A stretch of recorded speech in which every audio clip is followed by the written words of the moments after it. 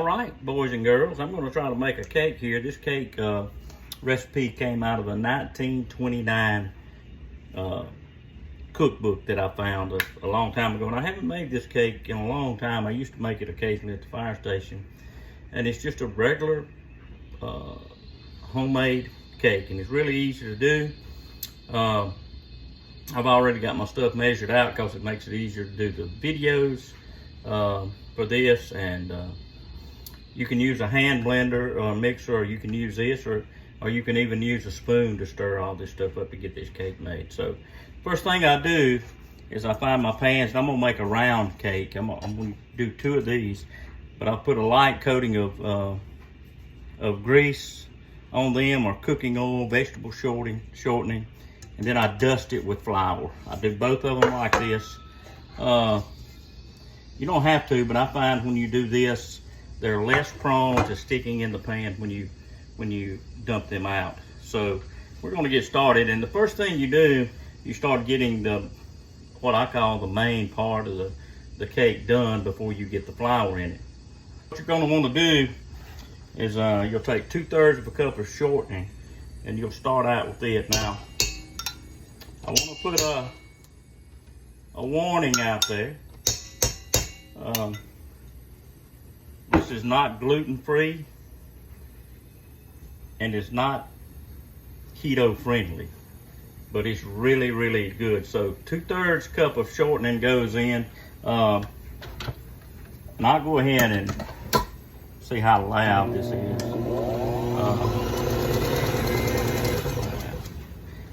It goes in, and then after 2/3 cup of shortening, you want to put 1.5 cups of sugar in there.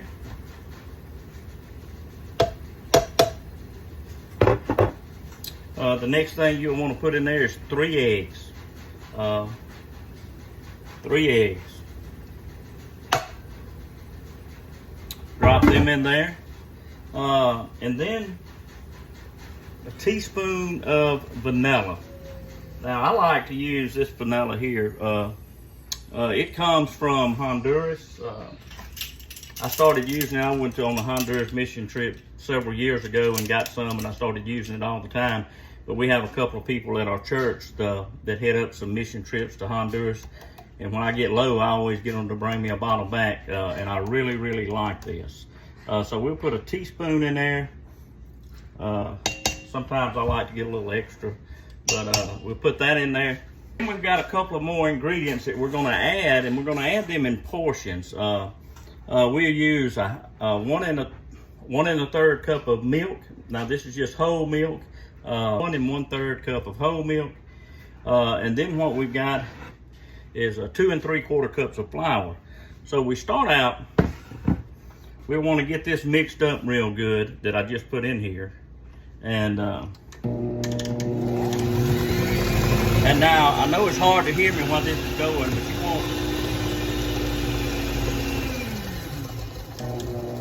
you want to get this mixed up in here. If you've got long hair and you're not like me with very little hair, don't get it in there, because this would be bad. So you want to get this mixed up really good, and you can use a hand mixer or like to break the sides off, but don't get them up in these beaters. And as it gets mixed up real good, you want to start adding some things.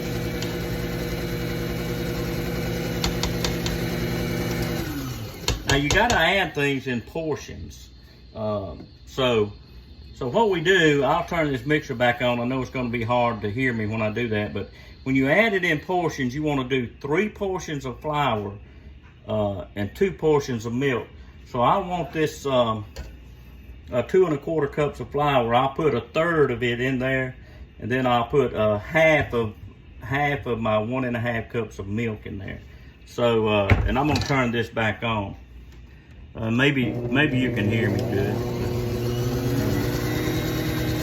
So I'm going to put about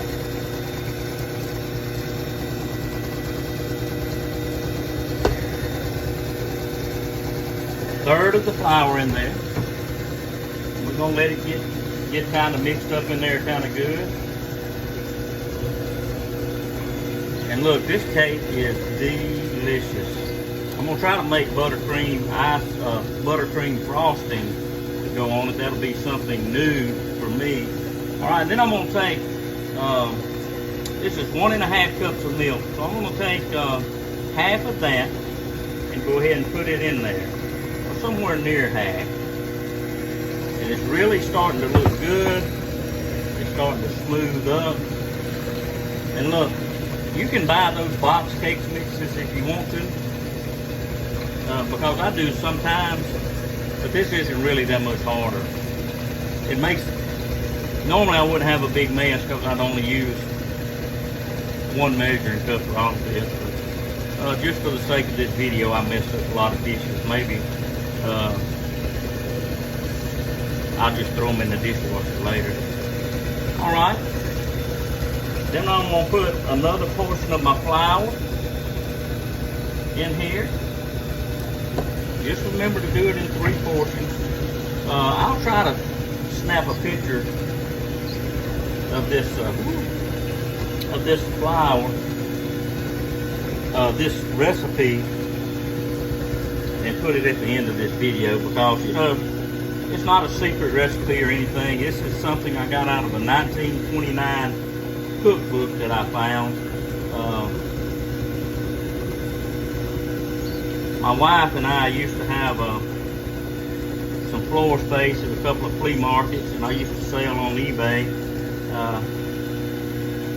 And it got to be more trouble than it's worth. But we would, before we got way out in the country, and while I was still a firefighter, we would even go and bid on storage lockers and things like that. So I don't know where I found the book, but I found it somewhere, and I wrote it up. All right, so now I'm going to put the rest of my milk in here. It'll lighten that up some. You don't want to turn the beaters on too fast. Well, you know what it'll do. It'll make a mess. And I don't have plastic on my walls or anything. So I'm going to let that mix in real good. And I know I'm turning this, but it turns itself, I guess. I don't know. My wife uses this. It's a little fancy for me. All right. So here we go. We're gonna put our 3rd portion of flour in.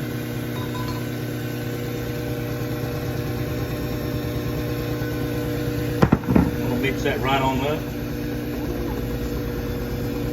Like I said, you can use a spoon to do this with. You can use a hand mixer. It works really good with the spoon, but it looks like it's ready to go in the pans. So while I've been doing all this, I've had my oven preheating at 375 degrees. So I'm gonna just tell you, I've got this timer, and I haven't paused the video any. Right now we're at 9.5 minutes, and we got the batter ready. So I'll open this little thing up. Look how creamy that looks. All right, so this is ready.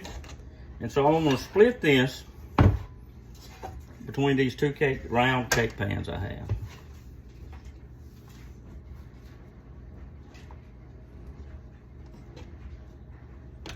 See how good that looks?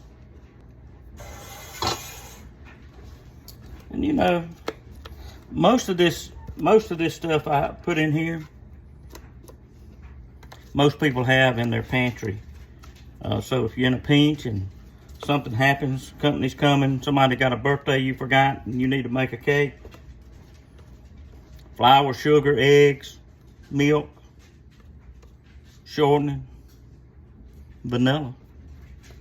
That's it. Get all that out of there I can. I got 2 boys here, 2 of my grandsons, but they're at school. Now, if they was here, I'd leave a little bit more in this bowl and let them lick it out of the bowl. I had somebody tell me one time, said, well, it's got raw eggs in it. I said, well, so what? They hadn't killed me yet. All right. Mmm. All right, I'm gonna get this. I'm gonna kind of just shake these pans, and then get them good and level. And that one's a little over halfway full. This same pan this way. Just shake it a little bit, and get everything nice and level in there and spread out. And it'll look something like this. And look, let me tell you.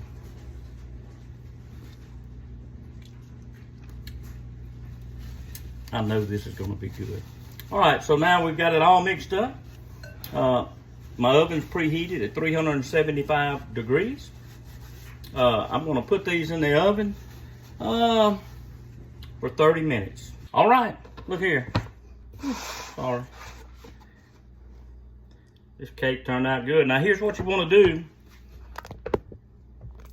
Before you put frosting on it, you want to make sure it's cool, that there's no heat coming. If you put this buttercream frosting on there and it's hot, it'll just melt or slide off. So we're going to see how this frosting seems a little thick to me. Ooh, but it spreads so good. So this is going to be 2 layers. So I'm going to put some frosting on this in between, you know, like glue to hold it together. You know, I don't know. This hadn't been too bad of an experience, but it's all homemade. I didn't buy none of this. It's homemade icing. There's ingredients I had. And it's going to be a little thicker feeling than what you buy at the store, just so you know. So we're going to get that on there. And my lovely bride is going to leave me. She's got to go get tables set up for shoebox packing tonight. We've already packed a few. We do about 250, 200 to 250. I think we got about 220 probably this year. The kids enjoy it. The people enjoy it. So after we eat supper at church tonight, that's what we'll do. All right. All right. The second one. Now, when these come out of the oven, they were a little round on top. But once they cooled off, they flattened out. And if they don't flatten out, you can take a long bread knife and slice this down. This is going to be good. This is going to be good, I think. I may not even want to take it to the church. I may want to keep it to myself. But anyway, we're going to finish putting this frosting on. Now, this buttercream frosting, it'll keep for a little while in the refrigerator, 3 or 4 days. You know, so if I had some left over, I'll put a lid on this maybe. Or you could put it in a container and drop it in the freezer and freeze it, and it would keep probably for a couple of months. So if you make too much, don't worry about it. Just refrigerate it or freeze it. If I have too much here, I'll put it in the refrigerator, and then in a couple of days, what I'll do, use this same cake mix recipe, and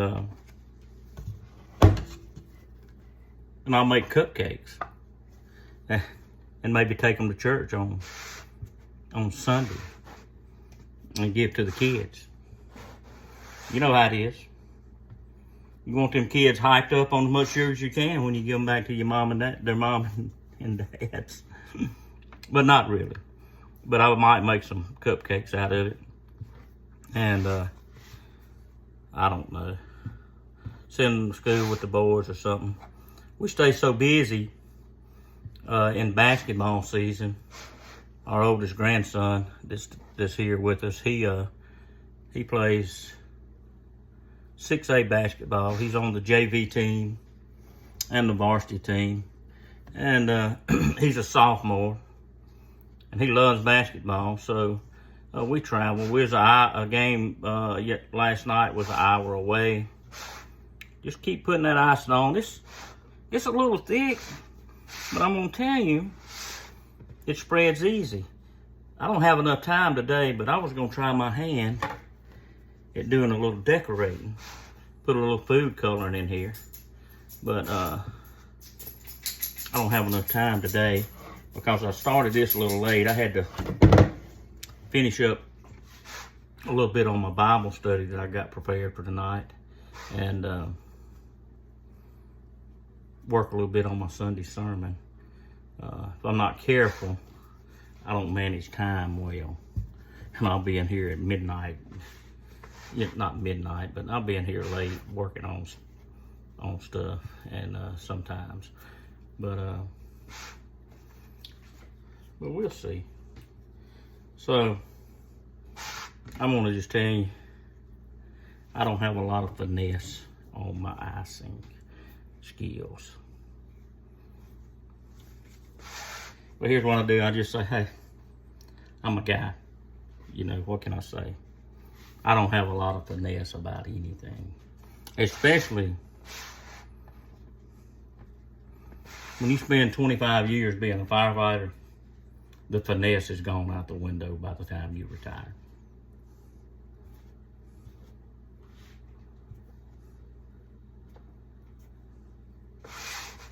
All right, so that looks pretty good. I'm gonna try something. If it don't work, don't laugh. I'm gonna kind of wet this a little bit. This is what it's for, to smooth out the rough edges on this cake and in this icing.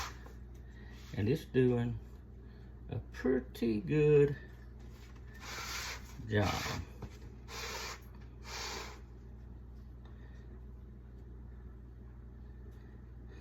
You know, if I was a professional, I would want this to look like a brand new flat top haircut. But I'm not a professional. And somebody may get a big hunk of frosting. And I think I've told you before, there's a difference between frosting and icing. Icing is thinner. Frosting is a little thick.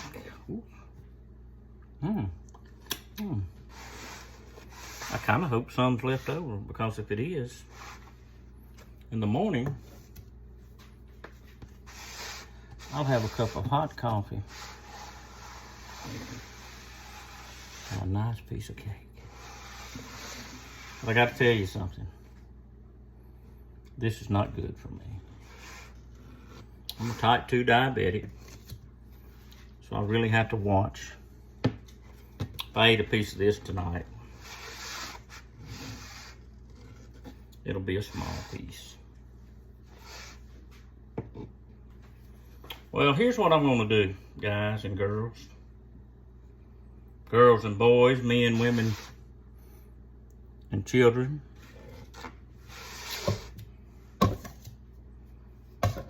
I'm gonna say my 1929 cake recipe.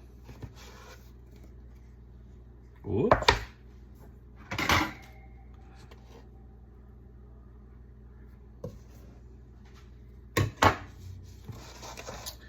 I'm gonna say this is done. Maybe I can smooth it out better, but it doesn't matter. It's gonna get 8 at church tonight, and everybody's gonna either like it or not. So anyway, all right. I'm gonna run through this again. This is a 1929 cake, come out of a cookbook from 1929 cake recipe. And this is homemade buttercream icing. The buttercream icing I just got off the internet. With the internet search, I'll take a picture of this cake recipe that I wrote down, or either I'll type it out at the last screen so you'll have it. This is great. It's gonna taste good. Anyway, let me know if you enjoyed this, whether it's too short, too long. I mean, it's hard to condense it down. I'm gonna cut some things in here. Anyway, hey, Let me know if you like this. And if you make it, let me know what you think about how it tastes. Anyway, take care.